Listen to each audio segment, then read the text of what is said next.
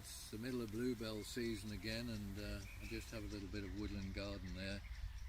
That English bluebell really does show up well. It's the one with the hanging top and hanging bells and a deep blue before it starts to fade. We've got a few other plants here mixed in together. You can see there's a few weeds there too, which I ought to get at. Now, you would think that in the middle of May you wouldn't have a problem with frost, but in fact this Rodgersia is a great plant, but it can come up early enough to catch a frost. And although the bronze leaves here look pretty dreadful, if you cut those back it will shoot again.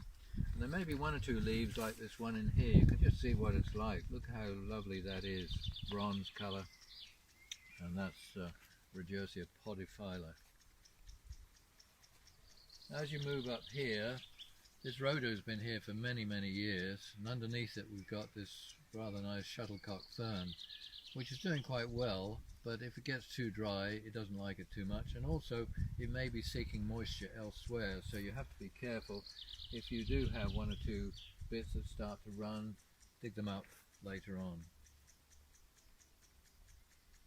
And here, well, I'm pleased to see that in fact this Hosta Sagae, it's been up and in growth long enough so that its very bright leaves have also not caught the frost, and this really makes it sort of what we call an architectural form. One of the best ones really for the garden and also in the container. Behind it here you've got the Brunnera, and we call that, well, it's called Jack Frost, and you can see why if you look at the marble leaves. It usually has a lot of blue flowers, but more if it's in the sun, but look at the way the sun is affecting that.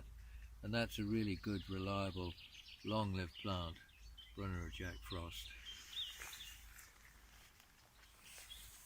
And then lastly, just to have a quick look up here as we walk up this little pathway, here's another hosta, one of the early geranium phaeums, one with the pretty little blue flowers. It's called Prelude, and it's rather attractive, but not exactly in your face, but in a quiet corner it looks very good.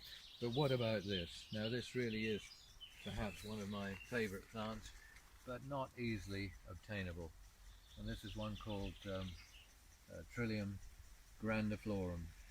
It's just beginning to turn pink there, but look how vigorous that is. That's been in flowers for 3 or 4 weeks.